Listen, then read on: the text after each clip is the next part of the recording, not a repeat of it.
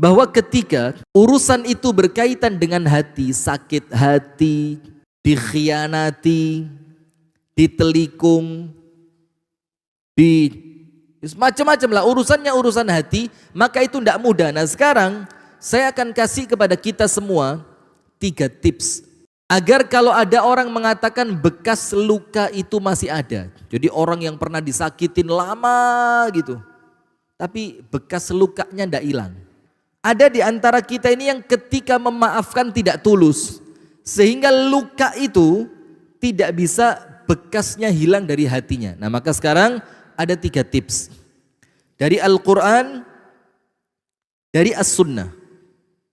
Bagaimana caranya agar ketika kita pernah disakiti oleh orang lain, bagaimana caranya agar kita pernah, ketika kita pernah dizolimi oleh orang lain, bagaimana caranya agar ketika hati kita pernah sakit banget, itu tiba-tiba bisa cair dan seakan-akan dengan orang yang pernah nyakitin kita itu tidak ada masalah sama sekali. Disebutkan di dalam hadis Rasulullah Muhammad sallallahu alaihi wa alihi wa sahbihi wasallam bersabda, "Wa ma zadallahu abdan bi'afwin illa izza." Yang artinya kurang lebih begini. Tidaklah seorang hamba memaafkan kecuali Allah tambahkan kepadanya kemuliaan. Artinya semakin Anda memaafkan, semakin Anda mulia. Semakin berat untuk memaafkan dan semakin Anda merasa tidak bisa memaafkan, ternyata Anda ikhtiar, Anda kerja keras, harus dimaafkan. Harus dilupakan, harus diikhlaskan, harus betul-betul membersihkan hati dari apa yang telah dia lakukan kepada saya. Maka apa? Maka semakin berat memaafkannya, dan ketika Anda bisa maka kemuliaannya semakin tinggi. Nah, maka banyak orang-orang yang memang tidak mau mulia. Bukan sekedar tidak mau mulia, tapi memang Allah tidak menjadikan dia pantas jadi orang mulia. Tidak pantas mulia. Terus apa yang terjadi? Akhirnya orang yang tidak pantas mulia ini, orang itu adalah orang yang biasanya gampang menyimpan dendam. Eling terus besalai wong. Tidak pernah lupa kepada kesalahan orang lain. Tidak pernah dia berikhtiar menata hatinya, menata mentalnya, menata pikirannya untuk kemuliaan dirinya. Tidak pernah mikir. Itulah kenapa ketika Imam Qatadah itu ditanya, "Ya Imam, man aktsarun nasi qadran?" Wahai Imam, barang siapakah orang yang paling mulia kedudukannya di sisi Allah? Jadi sama Imam Qatadah itu dijawab. Pertanyaannya, siapa sih orang yang kedudukannya itu kadar kemuliaan dia di sisi Allah itu paling tinggi? Siapa? Apa kata Imam Qatadah? Aktsaruhum afwan, yaitu orang yang paling banyak memaafkan. Orang yang paling banyak memaafkan adalah orang yang paling mulia di sisi Allah Subhanahu wa ta'ala.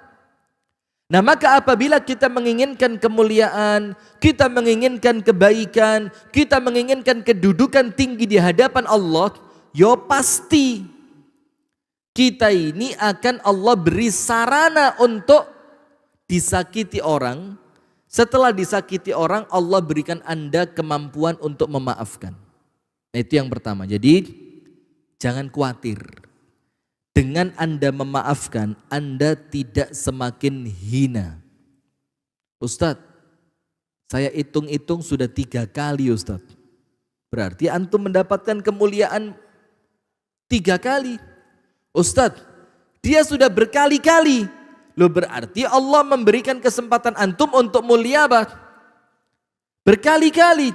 Ustadz, dia orang yang tidak ngerti dikasih maaf. Ya sudah, antum harus jadi orang yang ngerti memaafkan.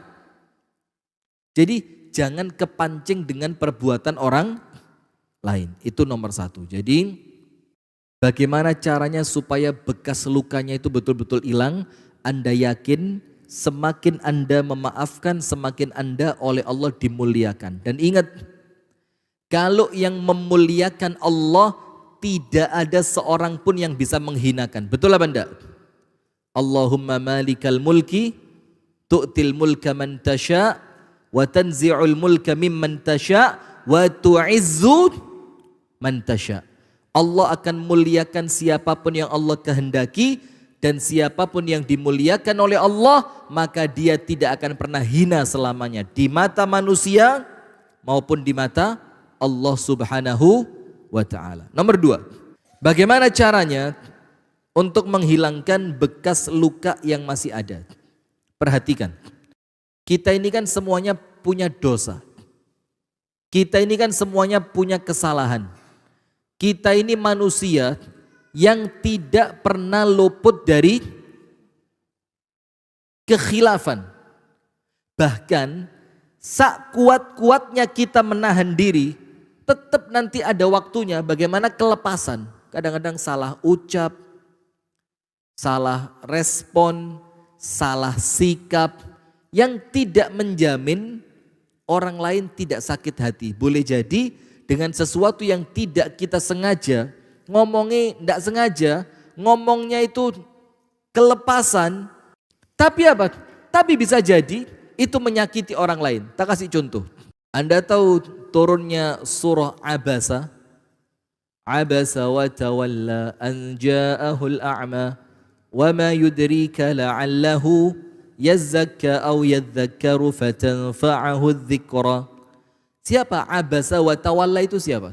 Nabi besar Muhammad sallallahu alaihi wasallam. An ja'ahul a'ma, datang seorang buta kepadanya. Siapa orang buta itu? Abdullah bin Ummi Maktum, muadzinnya Rasulullah kan. Ketika beliau datang di hadapan Rasulullah, itu ada pembesar-pembesar kafir Quraisy. Yang Rasulullah kepingin kalau pembesar kafir Quraisy ini masuk Islam, kalau mereka-mereka ini masuk Islam, maka anak buahnya pasti masuk Islam. Maka Rasul sedang semangat-semangatnya ini dakwain mereka. Kalau kalian masuk Islam akan begini, kalian akan mendapatkan ampunan dari Allah, kalian akan mendapatkan kemuliaan nanti di akhirat, ke dunia akan Allah, macam-macam. Datang Abdullah bin Ummi Maktum, Rasulullah ngelihat dalam hatinya ada sedikit, kenapa kok datangnya sekarang? Padahal di waktu ini saya sedang konsentrasi dakwah kepada siapa? Pembesar kafir Quraisy. Akhirnya disebutkan oleh Allah, Abasa wa tawalla. Mukanya Nabi Muhammad itu, tidak bisa diucapkan Nabi Muhammad itu mukanya masam ya. Dinilai masam. Wa tawalla, dan dianggap berpaling. Kenapa begitu? Karena ini Abdullah bin Ummi Maktum, bisa ngelihat enggak? Bisa ngelihat enggak? Enggak bisa. Sakit hati enggak Abdullah bin Ummi Maktum? Enggak. Loh, dia enggak bisa ngelihat kok. Mau Rasulullah gaya seperti apapun dia enggak tahu. Tapi Allah yang tidak terima. Allah mengatakan enggak boleh kamu begitu. Karena apapun yang terjadi, orang beriman jauh lebih mulia dibanding orang kafir. Nah, itulah artinya apa? Kan Rasulullah tidak sengaja. Rasulullah tidak tahu bahwa itu akan ditegur oleh Allah. Tapi ternyata perbuatan itu bisa melukai hati orang lain. Nah, maka kita pun sama. Kita ini sak kuat-kuatnya ngempet, sak mampu-mampunya menahan diri, tetap namanya manusia itu pasti ada apa? Kelepasan. Nah, maka cara kedua untuk menghilangkan bekas luka yang masih ada, ketika kita tahu dosa kita ini banyak, maka kita tentu perlu mendapatkan ampunan dari Allah. Kita perlu dosa dan salah kita itu oleh Allah diberikan ampunan. Maka bagaimana caranya? Dengan memaafkan orang lain. Sekarang perhatikan, kesalahan kita kepada orang lain dibanding kesalahannya orang lain kepada kita, itu tidak sebanding. Kita jauh lebih banyak salah dibanding dia kepada kita. Betul apa enggak? Kalau kesalahannya kita, sama si fulan salah, sama si alan salah, sama dia salah, dia, wakeh salah. Sementara orang yang nyakitin kita cuma satu. Artinya banyaknya dosa kita itu, kita perlu dari banyaknya dosa ini tetap mendapatkan ampunan dari Allah. Maka bagaimana? Satu orang yang Allah kirim untuk salah sama kita, satu orang yang Allah kirim untuk menyakiti kita, satu orang yang Allah kirim untuk melukai hati kita, itu sarana untuk dosa kita kepada banyak orang sama Allah diampuni. Al jaza'u min jinsil amali. Balasan itu sesuai dengan amalan. Kalau apa yang Anda amalkan memaafkan orang lain, maka Anda sama Allah bakal dimaafkan. Maka yang kedua, supaya bekas luka yang masih ada itu hilang, maka yakin, ya Allah, dendamku tidak lebih besar dibandingkan kebutuhanku untuk Engkau ampuni. Paham enggak? Jadi mangkelnya ini, marahnya ini terlalu kecil dibandingkan kebutuhan kita untuk mendapatkan ampunan dari Allah. Yang ketiga, bagaimana caranya menghilangkan bekas luka dalam hati? Perhatikan hadirin. Kita perlu tahu bahwa semua yang dilakukan oleh manusia itu tidak terlepas dari ketetapan takdirnya siapa? Takdirnya siapa? Berarti ketika ada orang jahat sama saya, dia sedang menjalankan perannya dia yang dituliskan oleh Allah, yang itu pun merupakan takdir saya. Faham? Sementara Anda tahu satu hadis qudsi di mana Allah Subhanahu wa taala berfirman, "Man lam yasbir ala balai." Barang siapa yang tidak sabar atas ujianku, tidak sabar. Coba angkat tangan yang hidupnya tidak diuji. Tidak ada. Semua orang pasti diuji. Ada yang diuji uang, ada yang diuji kesehatan, ada yang diuji rumah tangga, ada yang diuji dengan anak, ada yang diuji tanpa anak. Semuanya ujian. Semuanya adalah ujian. Nah, maka Allah katakan, man lam yasbir ala balai. Orang yang tidak sabar ketika aku mengujinya. Walam yarda ala qadha'i. Dan dia tidak ridho ketika aku menetapkan qadha, takdir untuknya. Tidak ridho dengan takdirku, kata Allah. Apa yang terjadi? Falyatlub ilahan siwai. Maka silakan cari Tuhan selain aku, kata Allah. Nah, sementara ketika kita disakiti orang lain, berarti apa? Nomor satu, yakin ini takdirnya Allah. Nomor dua, bagaimana takdir yang kurang menyenangkan untuk saya ini bisa menjadi kebaikan? Harus ridho, ikhlas dan sabar. Dan tidak ada, Pak, orang ridho, ikhlas, sabar itu dendam itu tidak ada. Orang sabar, ridho, ikhlas, kemudian balas dendam itu tidak ada. Orang sabar, ridho, ikhlas, menyimpan sakit hati itu tidak ada. Kenapa? Karena dia yakin, ya Allah, apa yang Engkau tetapkan untukku adalah yang terbaik yang bisa Engkau pilihkan untukku. Nah, maka dari pengajian ini kita ambil ada dua kesimpulan. Nomor satu, jangan sampai nyakitin hatinya orang lain. Tahan betul. Kalaupun terjadi, jangan segan untuk minta maaf. Nomor dua, untuk korban.